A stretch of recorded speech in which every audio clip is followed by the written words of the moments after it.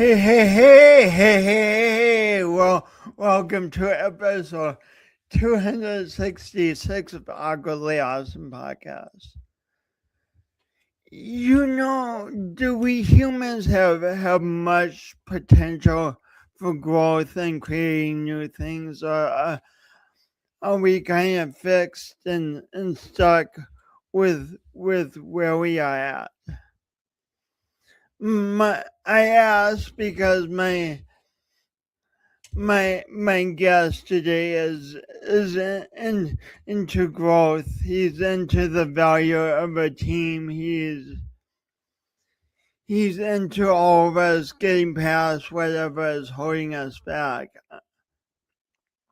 I love this quote of his. He says people just need a little inspiration, a positive and supportive voice in the head, because when people get out of their own way, they can change the world.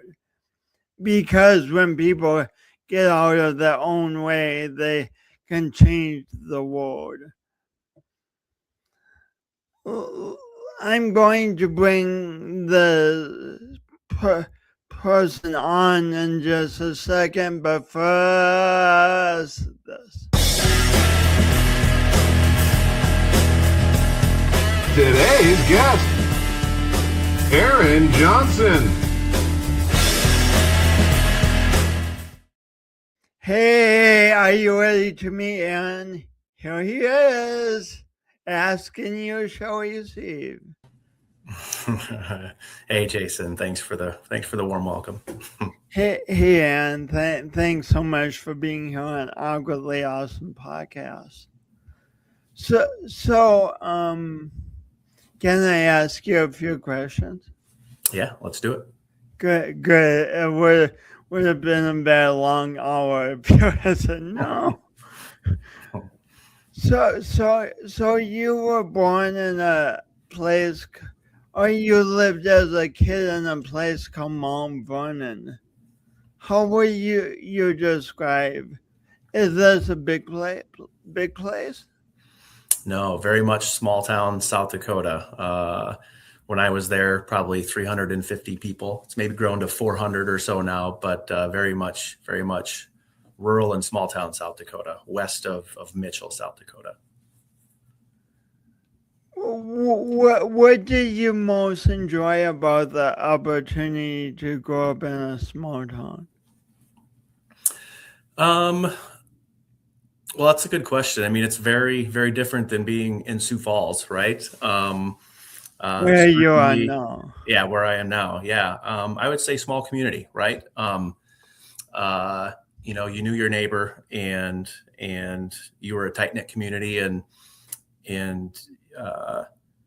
you had, a vision as a community and you did things together. And when you're, bigger cities, you lose a little bit of that close connection, I suppose you might say. Then what are some of the drawbacks that you found as a kid of growing up in a small place? Oh, I don't know if I would say drawbacks. I mean, certainly as the world advances, small communities or bigger communities are more accessible than they have been historically. So I wouldn't say that there was many drawbacks. I really enjoyed my time in Mount Vernon. That's so cool. If I had known you like age 7 or 8, what would you, and asked you what you wanted to do when you grew up, what would you have said? I don't know if I would have known. Maybe that's part of what inspires some of what I do today. But no, I don't know. I can't go back to age 7 or 8 and say that I had some grand vision or plan for what my future self might be. How about in high school? What kind of extracurriculars were you in? A lot of them. So in a small town, I was an athlete and played sports. So very much in a small community, that's what you get is a lot of a lot of sports and extracurricular activities that a lot of your friends or most of the community does. So I was in everything from football to basketball, track, golf, kind of anything that the school offered was something I participated in. So you learned early on a lot about the value of teams and how teams can work together to create things, huh? Very much so. Yeah. A lot of our sports experience as a young kid in a small town, that's where you learned about those things for sure.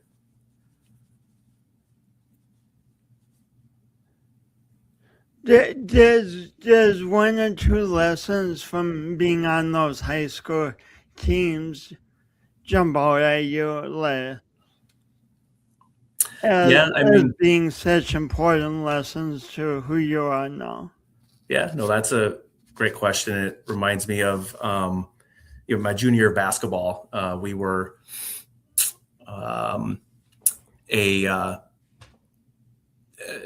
we had a really good season, and we started that year with a new coach, and we were a talented team with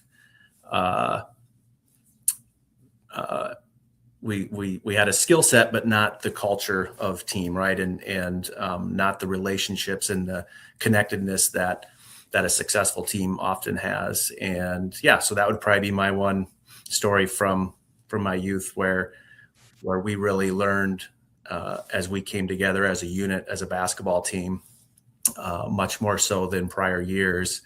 We went from a pretty average team to making it to the state tournament and, having a shot at a state title. We didn't get there, but we got pretty darn close. Wow, that must have been so exciting.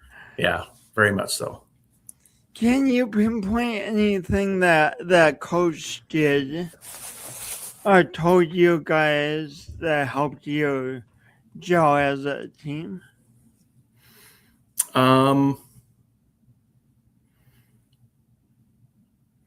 He just kind of demanded us to commit to each other, would probably be how I would describe that. And he, persuaded us and told us that, if you all want to be successful, you will need to work together. And if there's differences you can't get past or that are hard to get past, you're going to have to set those aside as the team tries to accomplish its goals. You don't have to get along and agree on everything, but you do have to set some things aside, for the greater good to accomplish something together. If there are differences, you are going to have to set them aside for the greater good. Such a simple teaching, but can be challenging sometimes. Very difficult. Yeah. We all struggle with those things in our everyday life, right? Working with teams and, we have our own thinking and our, ways that we think things maybe should be done, but you,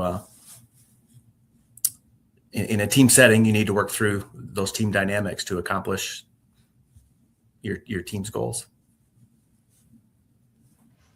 I'm getting a little ahead of myself. When you were 12 years old, something happened that would have a great influence on your future career. Will you please talk about that?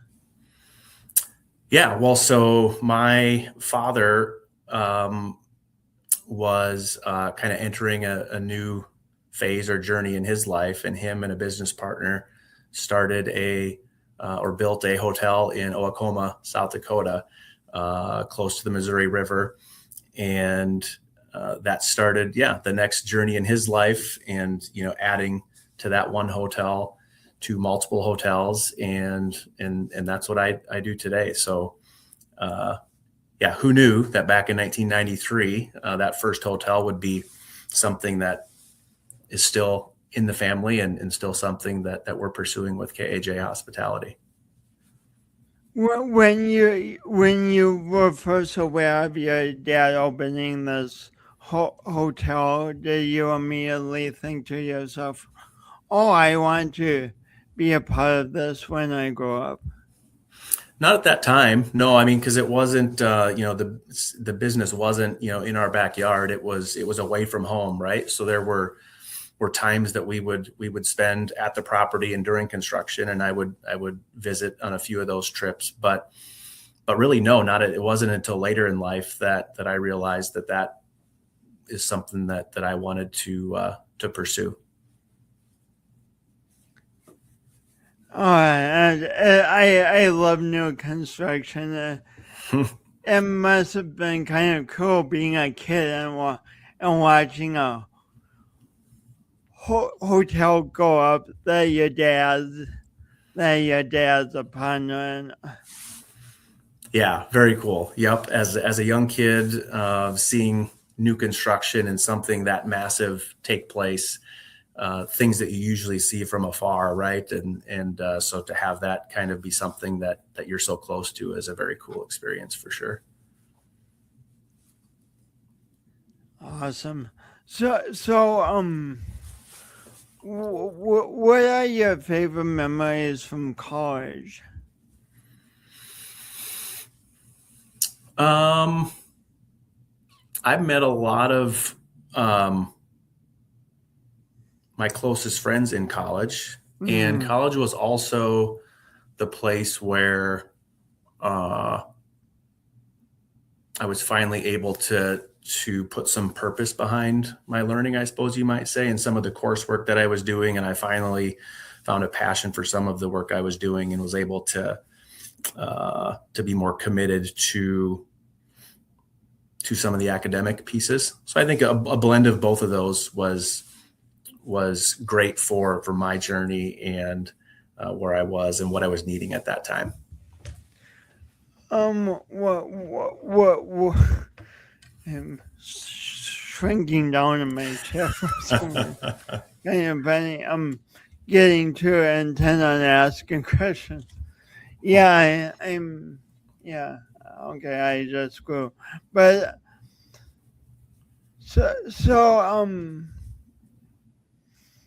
how did you come to finally start connecting purpose to your coursework?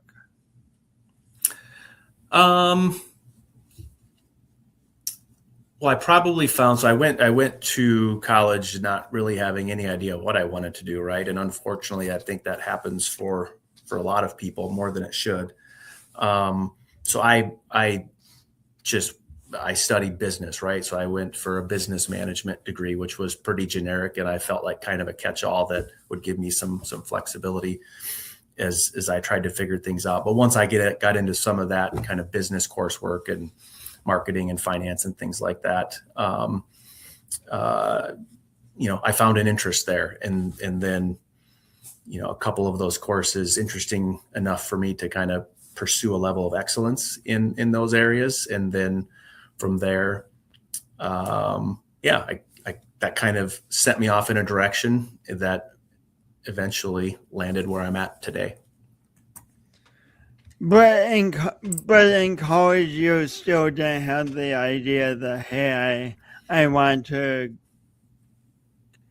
go and work in the family business. No, nope. I went to college still searching. Actually, ended up interning at Sherwin-Williams in Sioux Falls here, and had phenomenal experience and met a lot of amazing people at Sherwin-Williams, and one of the mentors I still really respect and am so thankful for today was there at Sherwin-Williams, the store manager there here in Sioux Falls. So it was from college, business degree, then interned at Sherwin-Williams for 2 years, worked there out of school for 2 or 3 more years, and then decided at that point that I wanted to check out the family business. And my father had just acquired a hotel in Brandon, South Dakota. So that made it easy for me to dip my toes into hospitality, and I've never looked back. What was it? Were you the manager of the hotel in Brandon? No, well, eventually, but I started kind of at the beginning. When we bought the hotel, we had to do a renovation. So I was assisting with, ripping out carpet and painting and wall vinyl and all those things. Worked in housekeeping and maintenance and the front desk. And so it was very much, if I was going to work for the family business, that I had to start at the ground level to understand all facets of the business, and then kind of work my way into managing my first hotel, which I eventually did after a couple years. Why was that important to your father that you started at the ground level? Well, you got to earn it, right? And you have to make sure you understand how the business operates. It would not have been fair to any of the employees there, or fair to me to drop me in and say, hey, run a hotel, not knowing how to run a hotel. So to me, that's a very foundational approach. Is you start at the ground level and you earn it. You work your way up.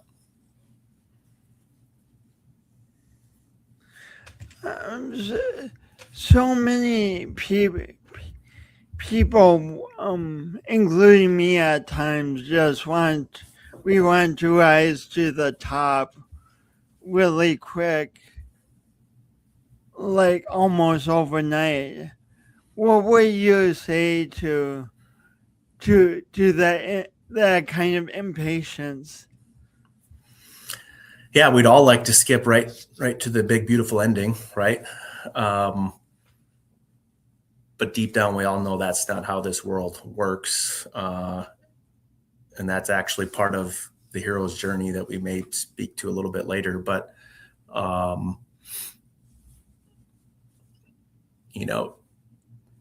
getting where you desire to be,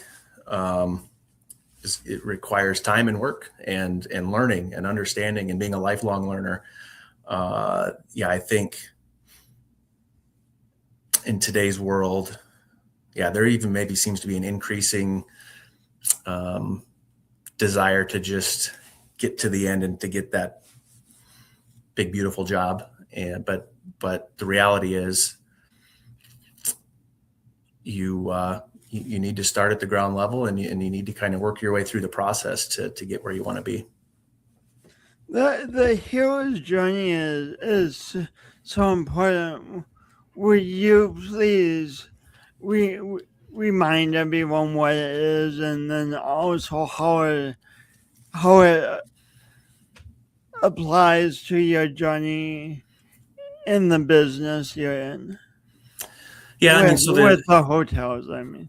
Sure. Yeah. I mean, the hero's journey is a story framework, and the audience can kind of Google that and pull up probably a better explanation than I'll give here. But ultimately, it's that all of us go through seasons in our life where we feel called to action, and it's scary, but it's worthwhile, and to pursue the things that we're looking to pursue in life. You answer that call, and oftentimes find a mentor or someone who's one or multiple people who will kind of support you through that process.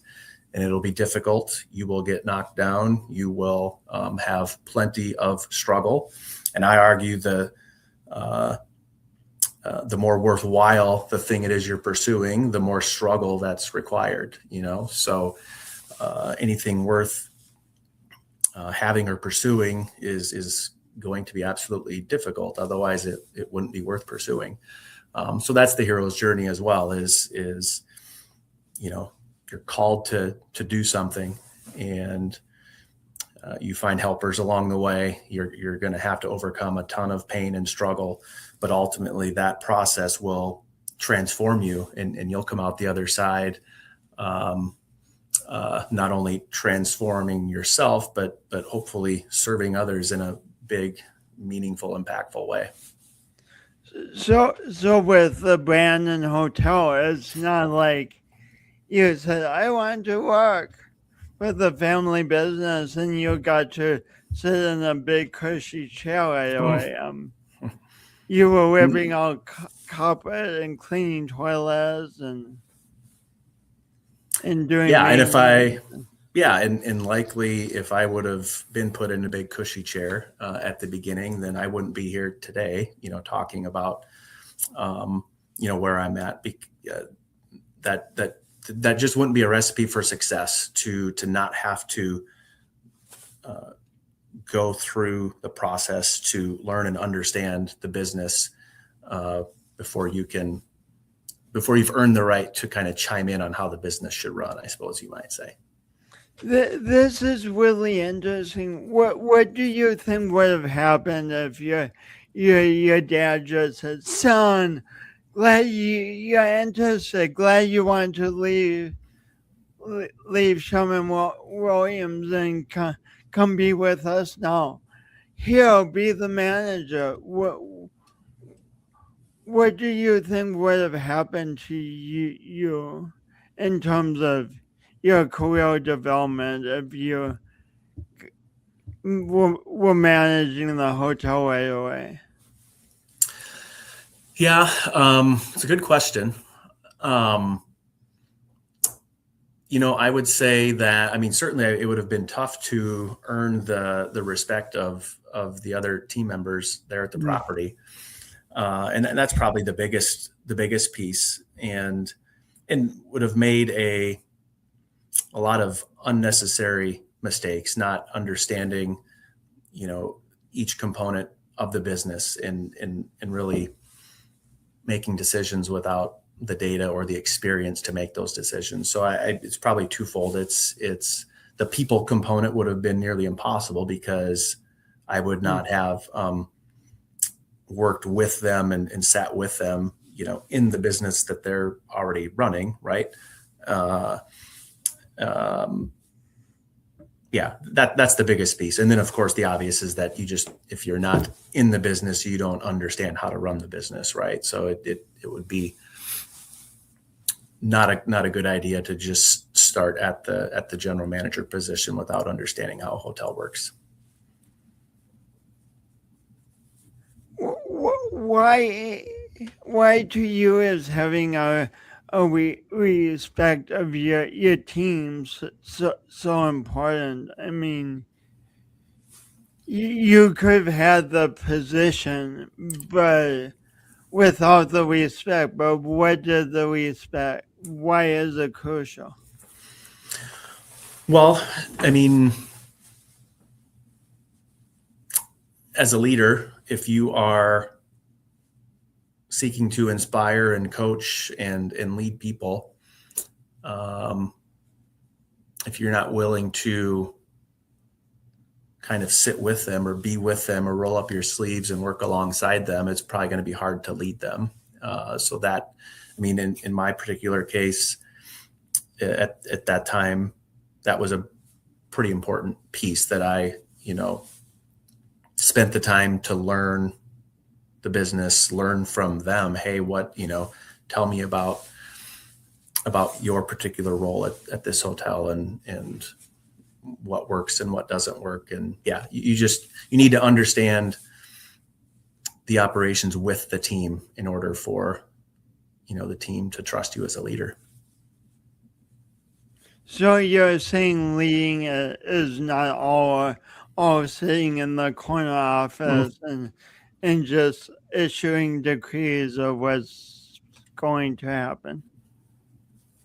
There are people that lead like that. Yes, I would argue that that's not the most successful way to lead. Yes.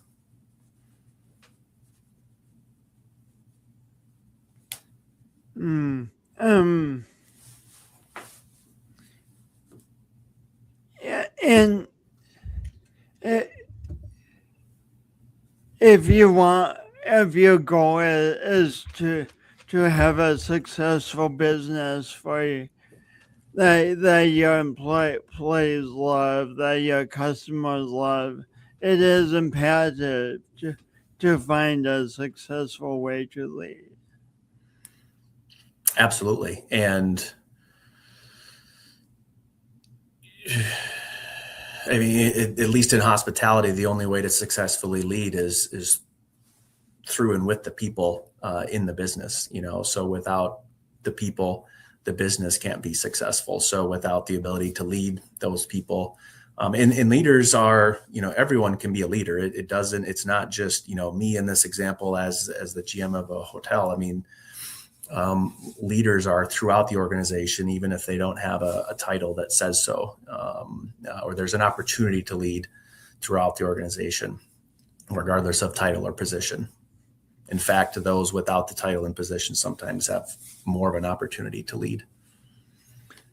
How can someone who has a role like a housekeeper really be a leader in within that role? Good one. Good question. So, I mean, from a department level example, there's a lot of opportunities to lead, right? So if you're amongst your group of peers and you have the opportunity to, there's a lot of different answers to this question, I suppose. But the first thing that comes to mind is just the ability to support your peers. If you've been with the company a while and understand kind of the core values and the purpose and vision of the company, you have the opportunity to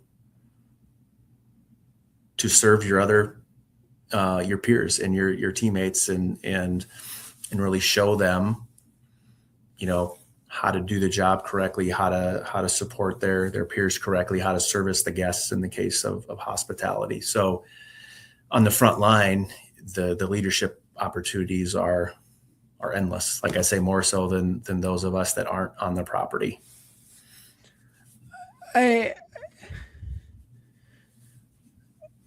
love that both because it makes so much sense to delivering a quality product, but also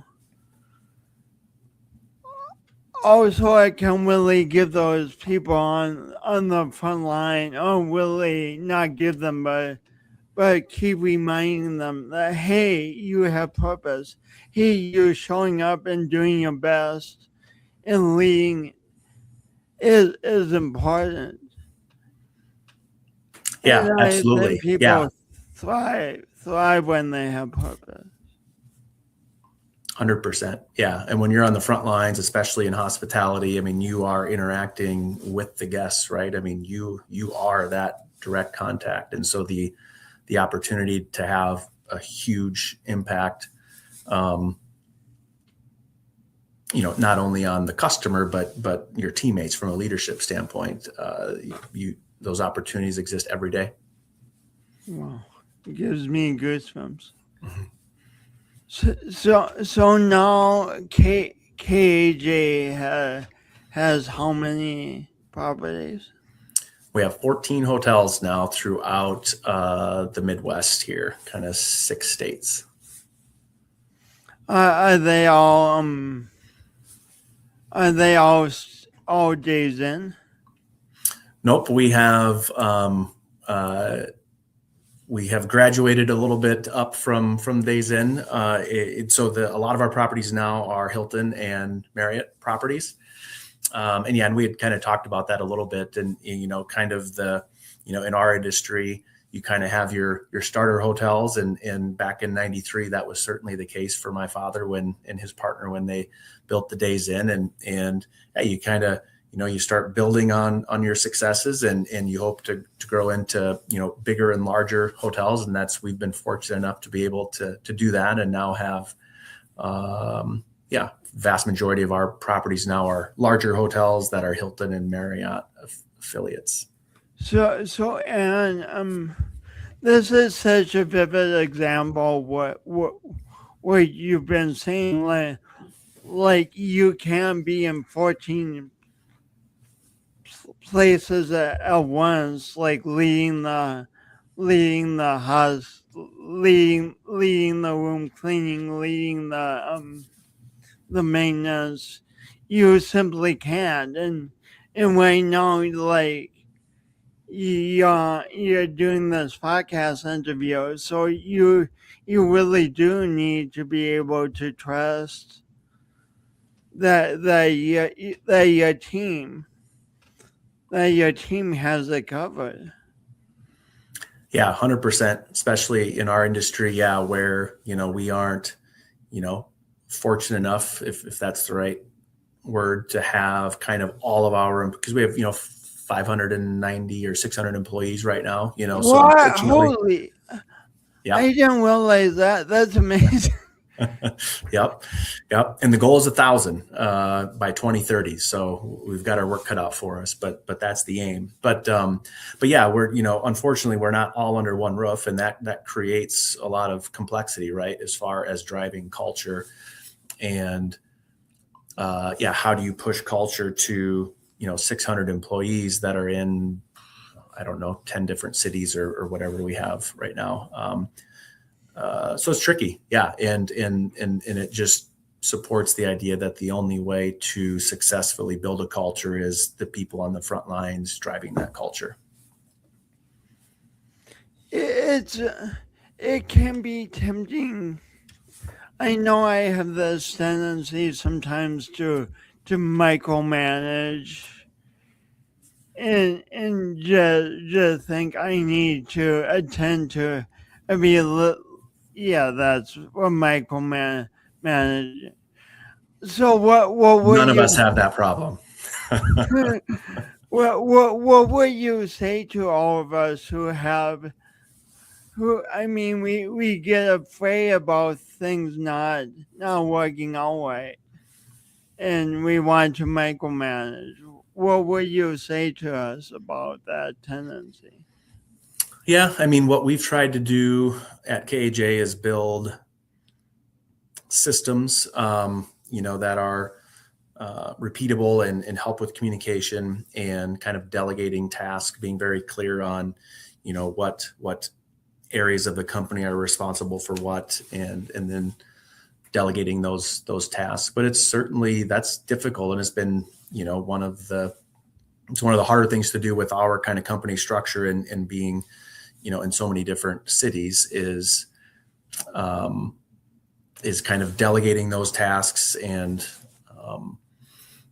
I suppose to some extent we can't micromanage because we're not there, right? But there still is, that getting over that frustration or as micromanagers, really trying to understand the very details of everything that's happening. And we have to, for our structure, we have to zoom out from that and try as best we can to create, measurable data, KPIs and things like that to help clearly communicate, what each particular person in hotel is seeking to achieve, So it's systems and data to try and help all of us who have this micromanagement issue. That sounds immensely challenging to say the least. There's a few moving parts, but we're doing a great job navigating all of that, and we utilize a system called EOS. So plug for EOS, but it's a fantastic framework to really try to keep your company and your people aligned towards a vision, and who owns what pieces of what needs to get done to pursue that vision. You say who owns what pieces, who rather than you said who owns what pieces rather than who has to do what pieces. Why is saying own so important? Yeah, no, that's a great observation. Yeah, it's crucial, and very much a part of our culture is to, first, if people buy into the vision, then they desire to own a piece of that vision, right? So it's all, accountability is kind of a tricky word, depending on how that word is viewed, but ultimately it's people buying into a grand vision and knowing that there's, an infinite number of parts to that vision, right? But let's say 50 parts, and, someone needs to own those 50 parts and kind of raise their hand and say, hey, I'm going to do this. And I know if I do my job well, that it's going to lead us towards our vision. And so, yes, it's volunteered ownership of an area versus being told that this is your area. And do you find that people, when they're given a vision and a chance to own part of it, that people will step up? Absolutely. Yeah. I mean, that's without buy-in, without them having a voice in the process. I would argue you can't, that's really the only way to tell someone to go do a thing without them having a voice, or without having, them being part of the process. That it's kind of like pushing on a string. I believe the only way to effectively have, a big company move towards a vision is to give them a voice and give them, ownership of an area that they love and that they feel like they can contribute. There's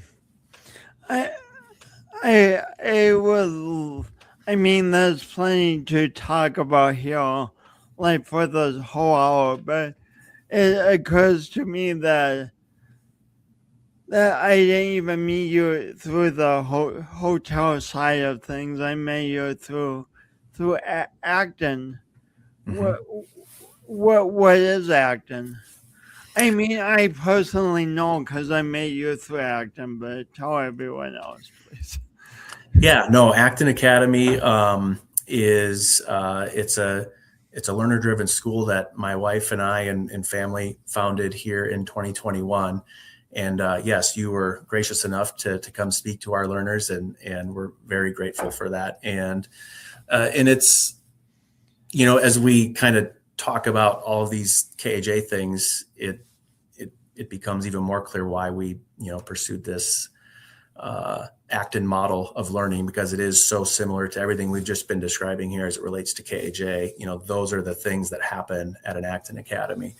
It's learner driven. It's putting young people in control of their education, in control of managing their community, their peer relationships, their learning. When I saw Acton, I was just kind of all in on kind of the foundational components of the learning design, because in everything that I had experienced in my professional life with KAJ and everything else, that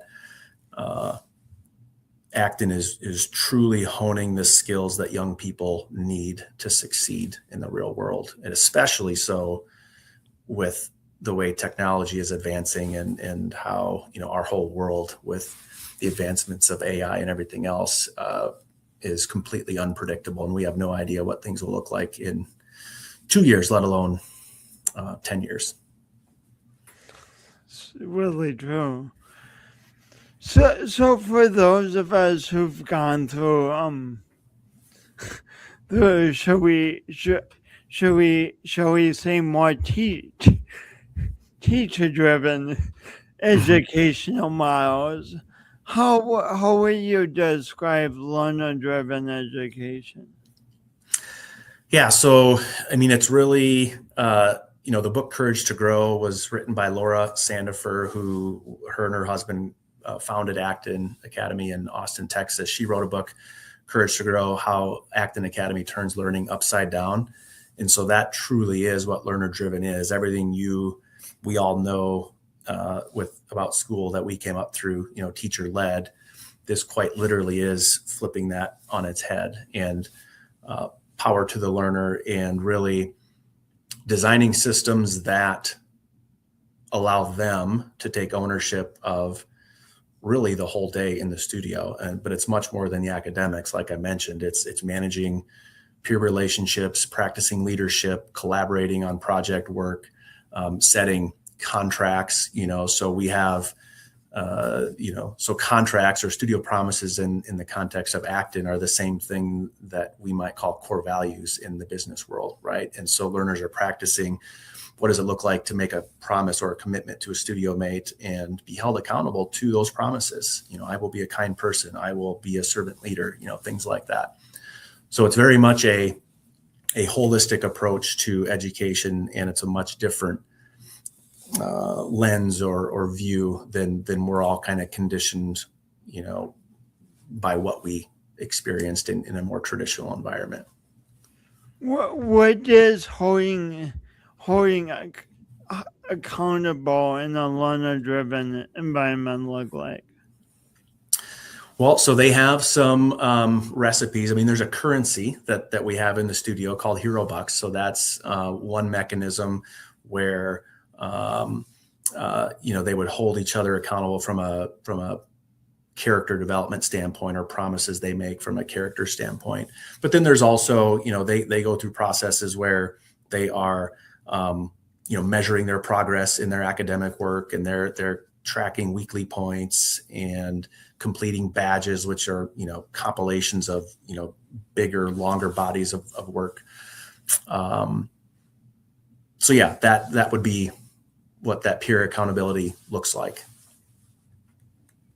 Do you find that your students are eager to take ownership of their days? Oh, good question. And there's a blend, right? And there's it probably depends on which area of work. So this is a really good question. There's many different answers. So I would say the bigger picture answer would be that to varying degrees, learners are eager to engage and own their work, probably more geared towards the areas of interest, right? They'll dive in and own that immediately. But then, as we all experience in life, we also do things that we must do things that aren't, at the top of our list. We'd prefer not to do. So there's absolutely an element of that at an Acton as well. But you do it as a community. You make commitments to each other. There's studio incentives that play into the mix as well. And so there's a blend of learners owning certain areas, and then areas where they do it because they've made a commitment to their peers to do it. Wow, gosh, it sounds so interesting to witness this and witness the development of the learners. Yeah, it's incredible. Over time, the agency that is developed and that you really begin to see. It was just 2 nights ago we sat down with our 8-year-old son who was working through some struggles in the studio, and through our discussion process of walking through kind of how things are going, we sat down and wrote a contract, literally. He made 3 commitments that changes he needed to make to better support his community and the things that he was responsible for. And, we sign off on that contract. He's, made a commitment to mom and dad, and mom and dad are in agreement. And then he tracks that work in the studio. And so, but you have hundreds of iterations like that in a learner driven studio. That's, so much of the learning is just what I described there. It's interacting in the messiness of people and relationships and navigating community. And oh yes, you have academic learning that happens as well. What has it been like to have your own kids go to Acton? It's been great and hard, right? I mean, it's certainly a different element to have your own children in the program, but it's been fantastic to see how they've developed over the years, and each of them in very different ways, right? So that's always a unique thing to me, is how different each of our children are. But it's been incredible, and to own an Acton or launch an Acton, you have to put your kids in the program. That's part of the deal. So no owner has an option to do anything but put their children in the program. And I mean, that really says you believe in the program if you're willing to put your own kids. Like, you believe in it through and through if you put your kids in it. Yeah, absolutely. And that's why that's the requirement. Yep.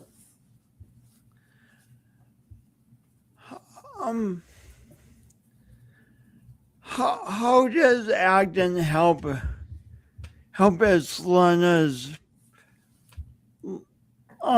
learn to navigate obstacles and push through them?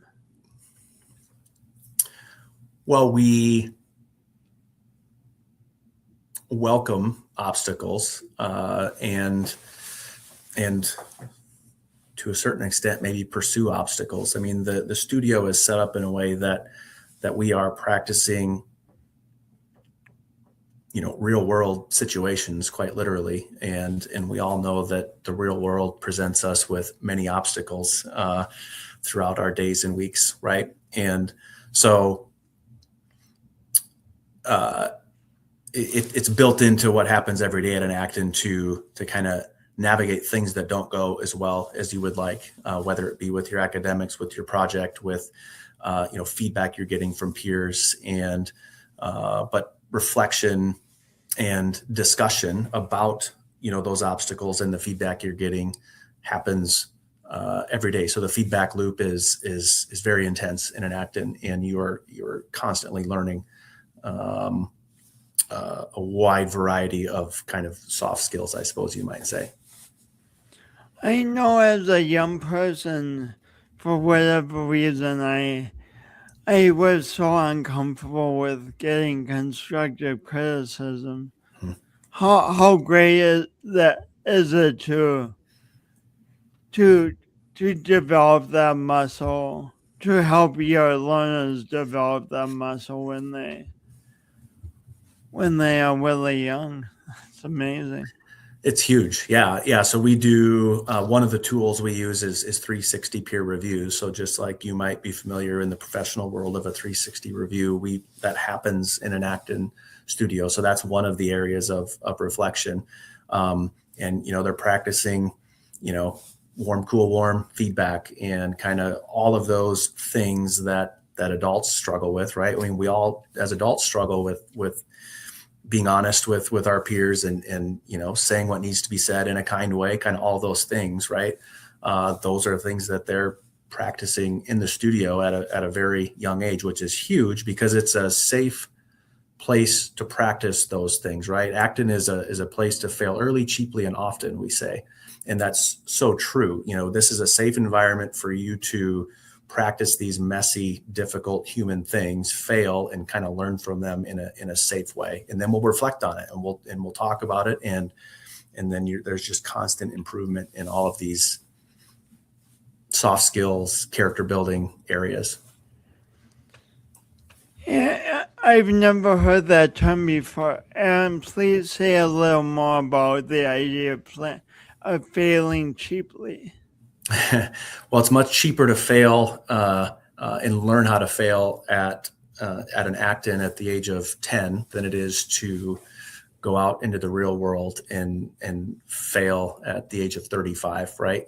So the idea is failure. There's so much opportunity to learn through failure and just iterations, right? Try, fail, edit and do it again, right? And so Acton creates that opportunity to just iterate and learn each time. And hopefully, yeah. And so learning from those failures now, and they're much cheaper. The failures in an Acton are much cheaper now than they are failing, at 35 years old. What if a learner I did that so much as a young person. What if a learner gets into telling themselves, I can't do that, or I can't do this. I've tried and it didn't go right, so I'm going to give up. Mm-hmm. How does acting inspire them to continue? Yeah, and we have a lot of that attitude, right? In an Acton and everywhere. And the but that's okay. We welcome that, and it's an opportunity to practice growth mindset, or what have you tried? Who have you reached out to kind of support you or walk you through this? Are you dealing with distractions? Are you dealing with victimhood? Is it something you can do if you just take some steps towards doing this thing? So in that mindset of I can't, there are numerous directions you can go from that starting point to kind of walk through. Well, you can, or you can't yet, but here's how you can. So you're talking to young learners that are getting to understand what victimhood looks like, and wow, Yes. it's just so far beyond in some areas than I'm used to, I guess, which is amazing.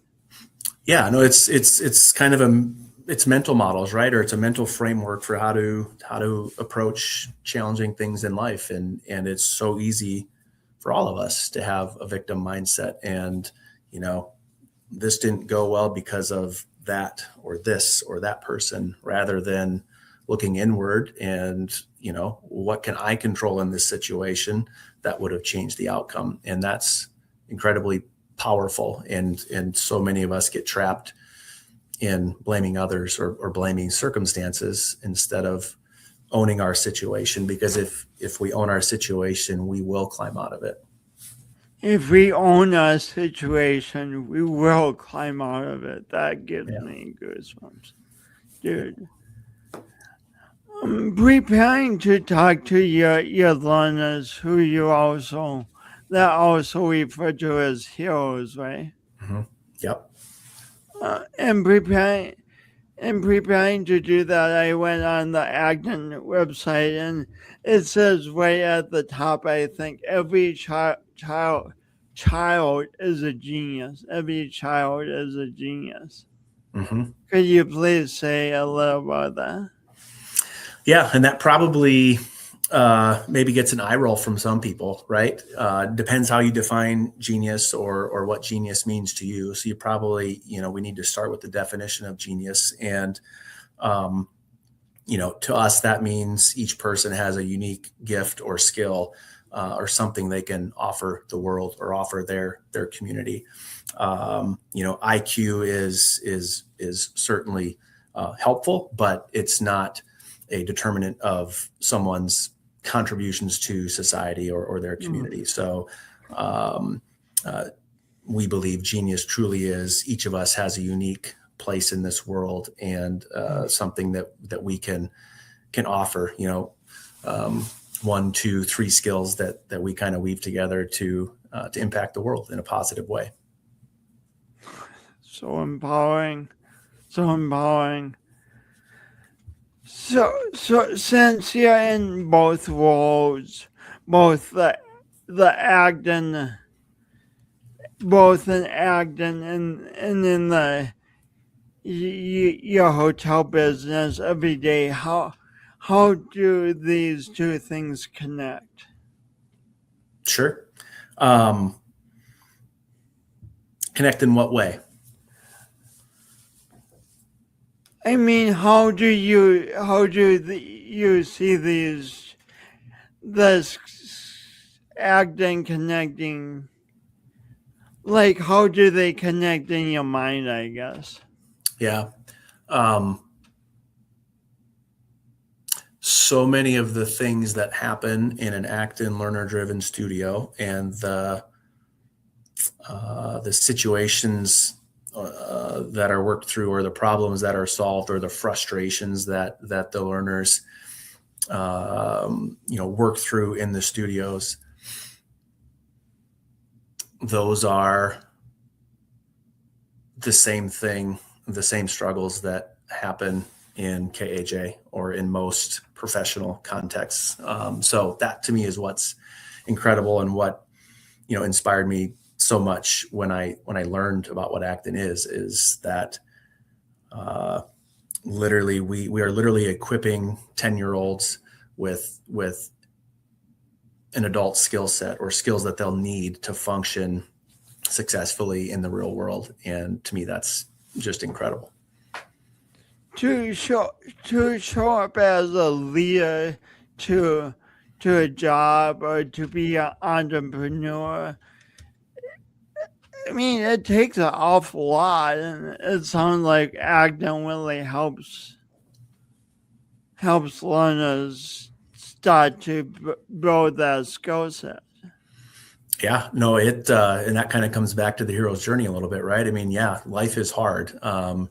Pursuing your own entrepreneurial venture, or just, having a career and being a parent, it's all incredibly difficult. And so the sooner we can practice, not only the skills that will help us through those difficult times, but hopefully along the way you can kind of find those unique gifts, your genius, your calling to really direct your efforts, towards serving others.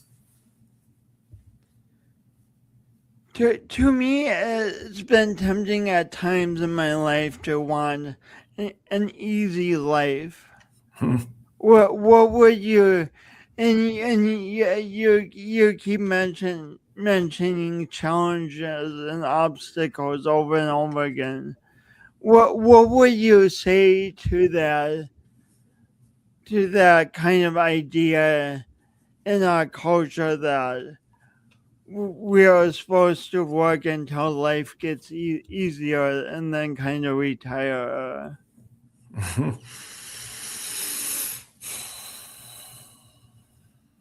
Well, I suppose on one hand, easy sounds kind of boring to me, but maybe not to everybody.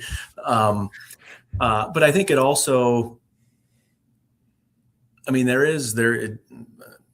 maybe it does seem in some cases that there's this idea that as an adult, you at some point kind of arrive, right? And you've done the work, and now you get to, I would argue that being a lifelong learner is incredibly important. And there's nothing easy about being a lifelong learner. If you're curious and there's a desire to keep learning and to keep pursuing new things to serve others, that's not easy. So I suppose my thoughts would be is that easy doesn't sound like anything I'm interested in. Easy doesn't sound like anything I'm interested. That's so great. Easy doesn't sound like anything I'm interested in. Inspiring. Last question. So, in my work, I talk to audiences, or this, about the power of doing our imperfect best. And to me, it means a certain set of things. What does doing your imperfect best mean to you, Aaron Johnson? Yeah, no, that's a good question. I really appreciated that part of your talk when you shared with our learners. I mean, the imperfect best, really, I mean, that's kind of the underlying theme maybe to a lot of what we've been talking about here, which is pretty interesting, actually. But it's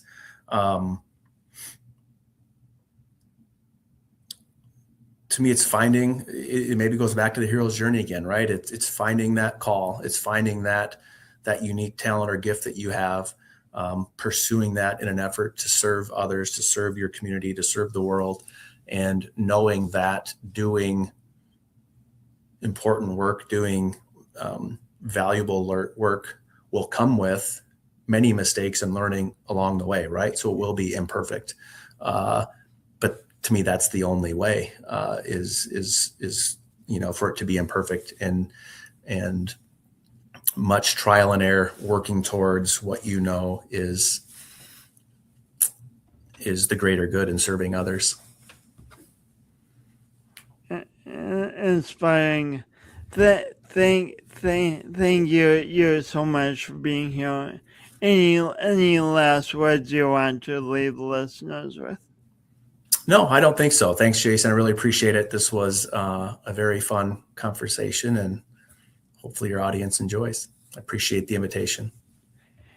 You're welcome, and please stay on for a sec. I'm going to wrap up.